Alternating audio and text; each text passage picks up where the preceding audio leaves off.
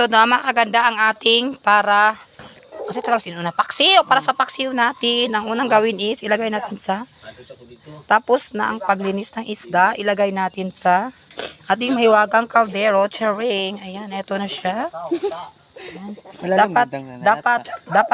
Dapat ayan, style lang po ang paggawa natin yan ito mga kumari, mga kaganda, mga kamarikoy. Ayan, yung ating gawing paksiw na tulingan. Eto po siya guys. Para katakam-takam po ang ating tulingan guys na paksiw. And after that one is asin. Lagyan natin ng asin ang ating tulingan. Ito na siya ang ating asin. Lalagyan natin ng asin. Tapos, sa sunod. Next is oil. Lagyan natin ng konting oil para katakam-takam ang ating paksiw. At huwag kalimutan ang oil at saka vinegar. Konting asigo. Lagyan ng konting oil. Ayan, lagyan natin ng konting oil para masarap katakam-takam ang hitsura. Pero patis. May toyo. Walang patis. Okay. Ay, ko na. Enough. Ayan, tapos yung ating ayan, eto. Bawang. Tapos, siling haba guys para ay! Nagkakamali guys. Pasensya po. Dapat mahaba po para social po yung ating ano. Tapos, lagyan natin ng spring onions guys para mas lalong umaaroma ang ating paksiw.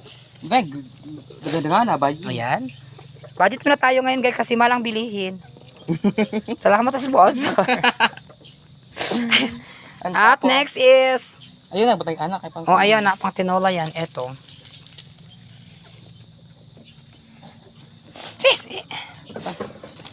Lagyan natin ng ating pangpasarap sa ating lutuin ang ating yan.